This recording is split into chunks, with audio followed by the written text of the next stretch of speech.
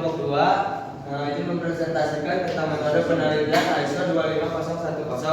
Sebelum melanjutkan presentasi, alangkah baiknya kita sedikit perkenalan terlebih dahulu. Perkenalkan, nama saya Muhammad Gibran. Saya di sini sebagai ketua kelompok. Saya Nela Putri Cahyawati, saya sebagai anggota. Saya Bibi Daya sebagai anggota. Saya Susilawati sebagai anggota. Dan saya Dewi sebagai anggota. Mungkin selanjutnya akan dibimbing oleh moderator Ibu Dewi. Jadi di sini akan menjelaskan tentang mengenal ISO 25010. Jadi ISO 25010 adalah standar internasional yang digunakan untuk mengevaluasi dan meningkatkan kualitas perangkat lunak. Berikut adalah gambaran umum dan manfaat penerapan 25010. Lalu di sini ada arti penting ISO 25010. Yaitu di sini ada empat macam. Pertama, ada standar dunia. Di standar dunia ini ada ISO 25010 menyediakan sebuah panduan standar dunia untuk mengevaluasi dan meningkatkan kualitas perangkat lunak. Dan yang kedua, ada memperbaiki kinerja. Penerapan ISO 25010 akan membantu tim pengembangan dan pelanggaran untuk memperbaiki kinerja produk mereka. Dan yang ketiga, ada membangun kepercayaan. Membangun kepercayaan yaitu penerapan ISO 25010 akan membantu tim pengembangan pelanggan untuk memperbaiki kinerja produk mereka. Lalu ada yang terakhir yaitu meningkatkan efisien proses pengujian dan evaluasi yang lebih efektif dan dapat meningkatkan efisien tim pengembang Anda. Lalu di sini ada karakter dalam ISO 25010 dilanjutkan oleh Naila. Selanjutnya adalah karakteristik dalam ISO 25010. Yang pertama itu ada usabilitas. Itu ujian terhadap pertanyaan apakah produk mudah digunakan dan dipahami oleh pengguna. Jika produk tersebut yang diuji sudah sesuai dengan usabilitasnya, sudah bisa mudah digunakan dan dipahami oleh pengguna, maka karakteristik yang pertama itu sudah terpenuhi. Yang karakteristik kedua adalah maintainability atau kemudahan dalam pemeliharaan. Apakah sistem mudah dipelihara? Jika sistem itu yang diuji itu mudah dipelihara dan jika ada kesalahan itu mudah dibenarkan, maka sudah memenuhi karakteristik yang kedua. Yang ketiga yaitu security atau keamanannya. Apakah sistem terlindungi dari ancaman keamanan?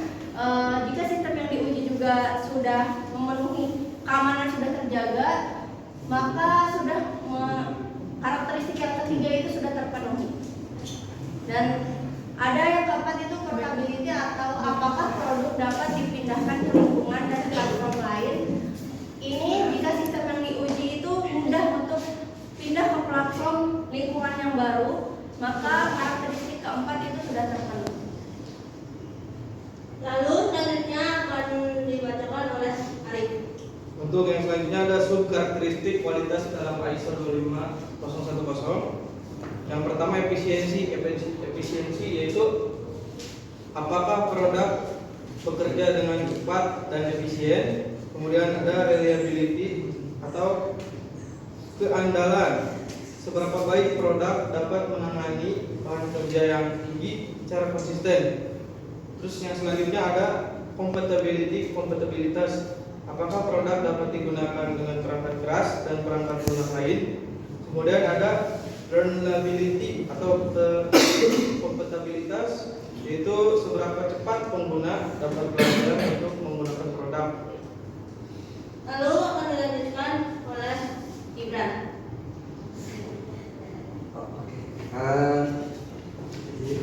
Di sini izin membacakan fitur utama dalam ISO 25010. Fitur utama dalam ISO 25010 yaitu ada terfokus pada kebutuhan pengguna dan bisnis. Yang kedua ada menentukan kriteria kualitas tertentu. Lalu yang ketiga berbasis pada pengujian dan evaluasi.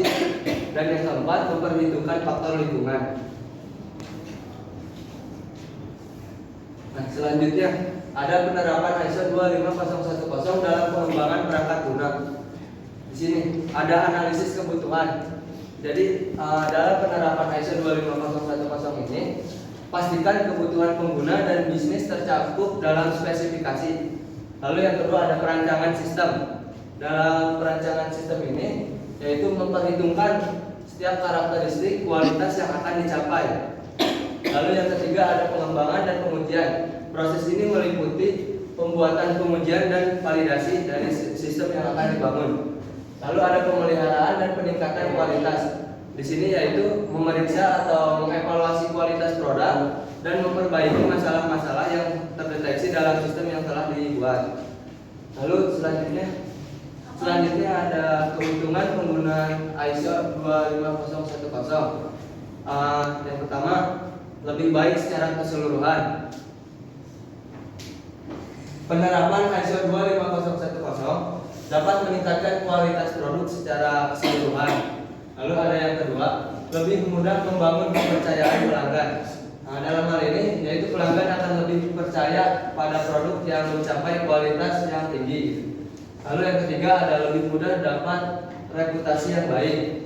Maksudnya di sini yaitu kualitas yang lebih baik dapat membantu perusahaan memperoleh reputasi yang baik karena sebuah produk yang mereka buat. Lalu yang keempat ada lebih mudah dapat keuntungan yang maksimal.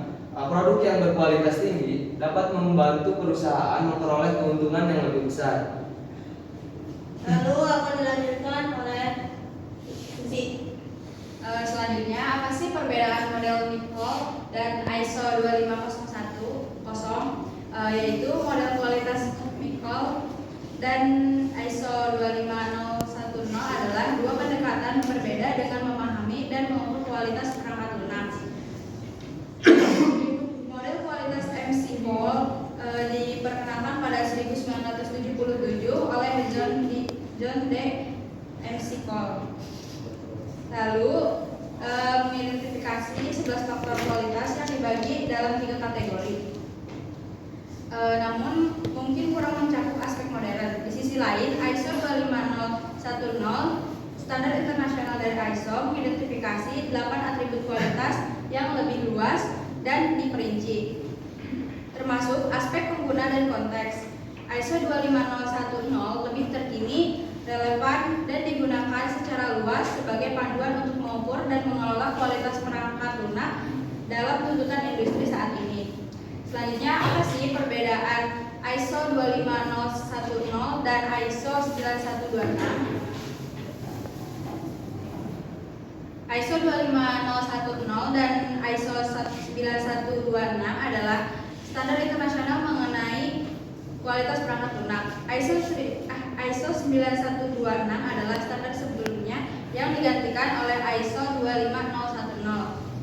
ISO 25010 adalah versi yang diperbaharui dan lebih komprehensif. ISO 25010 menawarkan definisi yang lebih jelas dan tepat untuk atribut kualitas, menghindari ambiguitas terminologi. Standar ini juga memperluas aspek kualitas dari 6 atribut menjadi 8 dengan penekanan lebih pada peran pengguna dan konteks. ISO 25010 memberikan pandangan yang lebih holistik dan terperinci tentang kualitas perangkat lunak, cocok dengan perkembangan kompleksitas dunia perangkat lunak saat ini. Lalu akan dilanjutkan oleh Ari. Jadi kesimpulannya, ISO 25010 adalah standar internasional yang membantu mengevaluasi dan meningkatkan kualitas perangkat lunak dengan memiliki pemahaman yang baik tentang karakteristik, kualitas, dan subkarakteristik beserta manfaat dan fitur-fitur utama. Kita juga bisa meningkatkan kualitas produk dan memperbaiki reputasi produk di pasar.